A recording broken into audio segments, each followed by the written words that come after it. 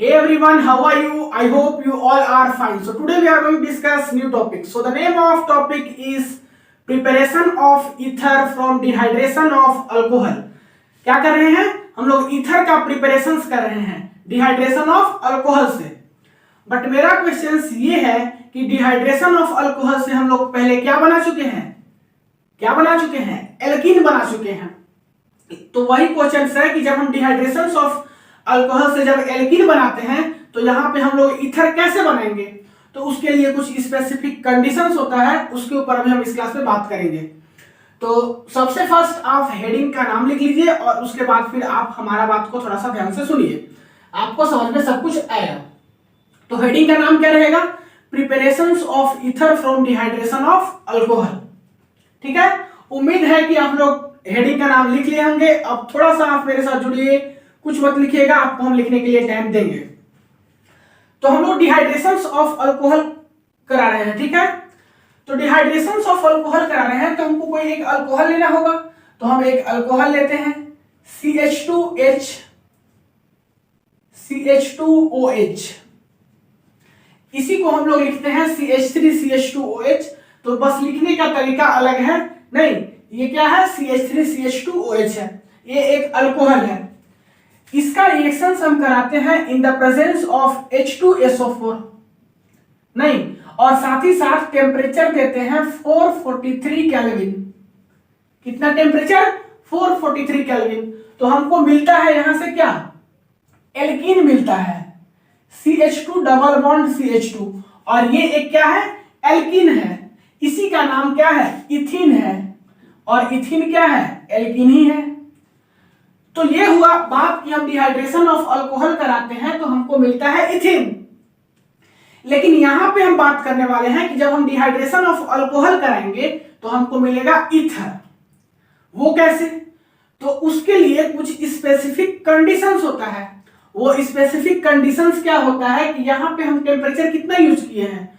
443 kelvin temperature use किए हैं। ठीक है, कितना यूज किए हैं? 443 केल्विन टेम्परेचर, और ये टेम्परेचर ज्यादा है। तो ये तो क्लियर हो गया कि हमको टेम्परेचर चेंज करना होगा, कुछ ना कुछ टेम्परेचर चेंज करना होगा। टेम्परेचर यहाँ पे ज्यादा है तो वहां पे क्या होगा? कम होगा। वहां पे टेम्परेचर जो हम लोग लेंगे वो लेंगे 413 केल्विन टेम्परेचर। तो उसका रिएक्शन हम लोग देखते हैं, फिर दोनों को हम कोरिलेट करेंगे। वहां यहां पर भी हम लोग सेम काम कर रहे हैं कि इसी अल्कोहल को ले रहे हैं CH3CH2OH। इसी को लिखे हैं यहाँ पे, बस लिखने का तरीका बदल गया है। यहां पर भी हम इसका रिएक्शंस कराएंगे H2SO4 के साथ, नहीं, और साथ ही साथ यहां पर टेम्परेचर देंगे 413 केल्विन। कितना? 413 केल्विन। यहां 443 दिए थे। तब यहां पर जो है आपका जो प्रोडक्ट बनेगा वो बनेगा ईथर, CH3CH2O ये क्या है? ये है आपका ईथर। तो यहां पे देखिए आपका बना एल्कीन और यहां पे आपका बना ईथर, और इसका नाम है डाई इथाइल ईथर। क्या नाम है? Di ethyl ether. तो आपको हम बताना चाहें कि दोनों रिएक्शंस अलग अलग हो रहा है, बस यहाँ पे डिफरेंस क्या हो रहा है? टेम्परेचर का। यहाँ टेम्परेचर कितना है? 443 केल्विन, और यहाँ कितना है? 413। तो हमको इससे मतलब नहीं है, मेरा अभी का रिएक्शंस ये वाला है। बस आपको हम समझाने के लिए ये लिखे हैं कि पहले आप जानते थे कि जब हम डिहाइड्रेशन ऑफ अल्कोहल कराते हैं तो हमको क्या मिलता है? एल्कीन मिलता है। दैट इज यहाँ पे आपको इथीन मिला है। आप देख सकते हैं कि एल्कीन का फॉर्मेशन हुआ है, लेकिन यहां पे आपको क्या मिल रहा है? ईथर मिल रहा है। तो ईथर बनाने के लिए कुछ कुछ स्पेसिफिक कंडीशंस होता है। वो स्पेसिफिक कंडीशंस क्या होता है आप नोट करके साइड में लिख लीजिए, नोट करके यहां पे साइड में लिख लीजिए। ये स्पेसिफिक कंडीशंस क्या होगा? सबसे फर्स्ट स्पेसिफिक कंडीशंस होगा कि यहां पे जो रिएक्शंस होगा उसमें जो टेम्परेचर का रिक्वायरमेंट होगा वो कम टेम्परेचर का रिक्वायरमेंट होगा। आप देख सकते हो कि यहाँ 443 और यहाँ 413। तो सबसे फर्स्ट चीज की लो टेम्परेचर चाहिए। जो डिहाइड्रेशन ऑफ अल्कोहल कराओगे, अगर आपको ईथर बनाना है तो टेम्परेचर क्या लेना होगा? लो टेम्परेचर लेना होगा। लेस हिंडर्ड होगा, लेस हिंडर्ड कहने का मतलब क्या कि लेस क्राउडेड, नहीं लेस क्राउडेड होगा। ठीक है, तो सेकेंड बात हम क्या बताएं कि यहां पे जो अल्कोहल में OH के बगल में जो अल्काइल ग्रुप जुड़ा है, ये अल्काइल ग्रुप कैसा होगा, लेस हिंडर्ड होगा। और हिंडर्ड कहने का मतलब क्राउडेड, तो less hindered means less crowded होगा। थर्ड चीज कि अगर ये दोनों स्टेप को क्या करेगा, फॉलो करेगा, तो यहां पे जो मैकेनिज्म होगा वो होगा SN2 मैकेनिज्म। क्या होगा, SN2 मैकेनिज्म। इसी से क्या बनेगा, ईथर बनेगा। तो ये तीन बातों को आप नोट कर लो, नहीं ये तीनों बातों को आप नोट कर लो। सॉरी, तो ये चीज समझ में आ गया। अब हम बात करेंगे इसका मैकेनिज्म। इससे आपको कोई मतलब नहीं है, बस ये चीज समझने के लिए फर्स्ट वाला रिएक्शन, नहीं कि पहले ऐसा होता था, अभी यहां पे ये चीज हो रहा है, तो ये कैसे हो रहा है। क्योंकि देखना बहुत कोई समझाता है डायरेक्ट इसी को, तो हमको इसको समझाने का मतलब नहीं था, बट ये इसलिए समझाया क्योंकि आप पहले कुछ ऐसा पढ़े हो, तो आपके मन में क्वेश्चन रहता है कि जब ऐसा होता है तो ये कैसे हो गया, क्योंकि आपके मन में टेम्परेचर का ख्याल बिल्कुल नहीं रहता उस समय, क्योंकि आप दोनों को कोरिलेट करके नहीं समझे होते, तो इसलिए हम इसको बताए हैं, इसका कोई यहां पे मतलब नहीं है।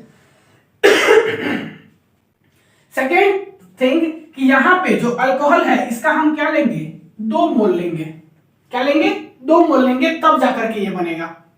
दिख रहा होगा, ये मिसिंग हो गया था, नहीं 2 मोल लेंगे। अब इसका हम क्या करते हैं, मैकेनिज्म करते हैं। तो इसका मैकेनिज्म पे ध्यान दीजिए। सबसे फर्स्ट चीज कि H2SO4 कैसे ब्रेक होगा, H2SO4 कैसे ब्रेक होगा, ये ब्रेक होगा H plus plus HSO4 minus में, यही होगा H2SO4 कैसे ब्रेक होगा, कैसे ही होगा H प्लस और HSO4 माइनस में। अब क्या करते हैं कि इसका रिएक्शन हम कराते हैं इस H प्लस के साथ। H2SO4 का काम ही क्या है, H प्लस रिलीज करना, प्रोटॉन को क्या करना, रिलीज करना। तो H प्लस का रिलीज, H प्लस यहां से रिलीज किया, और इसी H प्लस का रिएक्शन हम इस अल्कोहल के साथ कराते हैं। तो लिखते हैं CH3 CH2OH, इसका रिएक्शन हम कराते हैं H प्लस के साथ। तो H के ऊपर यहां पे पॉजिटिव चार्ज है, मींस इसको इलेक्ट्रॉन चाहिए, और यहां पे ऑक्सीजन के ऊपर लोन पेयर है, दो लोन पेयर है, मींस इसके पास एक्स्ट्रा इलेक्ट्रॉन है। तो ये क्या करेगा कि अपना इलेक्ट्रॉन H प्लस को दे देगा, और ये अपना इलेक्ट्रॉन H प्लस को देगा, तो क्या बनेगा, ये बनेगा CH3 CH2OH H, और यहां पे पॉजिटिव चार्ज, यही बनेगा। ये डोनेट किया है तो यहां पे क्या आ जाएगा, पॉजिटिव चार्ज। अब देखिए यहां पे होगा क्या, यहां पे होगा कुछ ऐसा कि यहां ऑक्सीजन पहले से क्या था, इलेक्ट्रोनेगेटिव है। पता है आपको कि ऑक्सीजन क्या होता है, मोर इलेक्ट्रोनेगेटिव होता है, और साथ ही साथ यहां पे पॉजिटिव चार्ज भी आ गया, मींस इसको ज्यादा इलेक्ट्रॉन का रिक्वायरमेंट होगा। तो ये करेगा क्या कि ये ज्यादा इलेक्ट्रोनेगेटिव है, तो ये बॉन्ड वाला जो CH2 और O के बीच में जो बॉन्ड है, इस बॉन्ड के इलेक्ट्रॉन को अपनी तरफ खींचना चाहेगा, नहीं इसका इलेक्ट्रॉन को अपनी तरफ खींचेगा, और इसके पास जो इलेक्ट्रॉन का रिक्वायरमेंट है अपने रिक्वायरमेंट को पूरा करेगा। रीजन क्या कि ऑक्सीजन ज्यादा इलेक्ट्रोनेगेटिव होता है, और इसके ऊपर पॉजिटिव चार्ज है, मींस इसको इलेक्ट्रॉन का रिक्वायरमेंट है, तो ये इस बॉन्ड का इलेक्ट्रॉन को अपनी तरफ खींचेगा। लेकिन होगा क्या, देखिएगा जैसे ही खींचेगा तो यहां पे CH2 के ऊपर माइनस आने लगेगा, क्योंकि इधर का इलेक्ट्रॉन अपनी तरफ खींच रहा है ऑक्सीजन, तो यहां पे माइनस आने लगेगा। अब क्या होगा, यहां पे हम 2 मोल लिए हैं, और यहां यूज कितना किए हैं, 1 ही मोल, तो 1 मोल और बचा है, तो इसको भी यूज करेंगे CH2OH। ठीक है, यहां पे क्या है, इलेक्ट्रॉन है, यहां पे क्या है, लोन पेयर है, तो इसके पास एक्स्ट्रा इलेक्ट्रॉन है। ये क्या करेगा कि इस कार्बन को अपना इलेक्ट्रॉन डोनेट करेगा, क्योंकि यहां पे माइनस चार्ज आ रहा है ना, जैसे ऑक्सीजन खींच रहा है, और यहां से क्या होगा कि दोनों इलेक्ट्रॉन ऑक्सीजन के पास चला जाएगा। ये ऑक्सीजन का इलेक्ट्रॉन यहां पे अपना ऑक्सीजन इलेक्ट्रॉन डोनेट करेगा, और ये आपका जो है दोनों इलेक्ट्रॉन ऑक्सीजन के पास चला जाएगा, और ऑक्सीजन के पास जाएगा तो फिर फाइनल प्रोडक्ट क्या बनेगा, सो देखिए ये बनेगा कुछ ऐसा CH3 CH2O CH2 CH3 और यहां पे पॉजिटिव और इसके साथ एक हाइड्रोजन। अब देखिए CH3 CH2 O, इसके ऊपर ये इलेक्ट्रॉन डोनेट किया है तो पॉजिटिव और इसके साथ एक हाइड्रोजन और फिर इधर CH2 CH3, तो यही बनेगा। और यहां से आप देख सकते हो कि H2O क्या हुआ, बाहर निकल गया। आप देख लीजिए 2 मोल H और 1 मोल O बाहर निकल गया, ठीक है। तो H2O बाहर निकला और आपका कुछ प्रोडक्ट ऐसा बचेगा। अब देखिए यहां पर भी ऑक्सीजन क्या है, इलेक्ट्रोनेगेटिव है और इसके ऊपर भी क्या है, पॉजिटिव चार्ज है, तो इसको भी इलेक्ट्रॉन का रिक्वायरमेंट होगा। तो ये क्या करेगा कि हाइड्रोजन के दोनों इलेक्ट्रॉन को अपने पास ले लेगा, ठीक है, और ये अपना पॉजिटिव चार्ज को अपने पास से हटा लेगा। तो यहां से क्या होगा कि H प्लस जो है आपका बाहर निकल जाएगा और ये फर्दर रिएक्शंस के साथ मिलकर के प्रोसीड करेगा, ठीक है। तो यहां से आपका फाइनल प्रोडक्ट बन जाएगा CH3 CH2 O CH2 CH3 और यही हमको बनाना था यहाँ पे प्रोडक्ट में, जो कि बन गया। इसी का नाम है डाई इथाइल ईथर। क्या नाम है इसका, डाई इथाइल ईथर। और हमको क्या बनाना था, यही बनाना था। तो आई होप कि आपको पूरा स्टेप समझ में आया होगा। हम कुछ नहीं किए, अल्कोहल लिए, इसका रिएक्शन कराएं, टेम्परेचर 413 केल्विन, तो जाके आपका ईथर बना।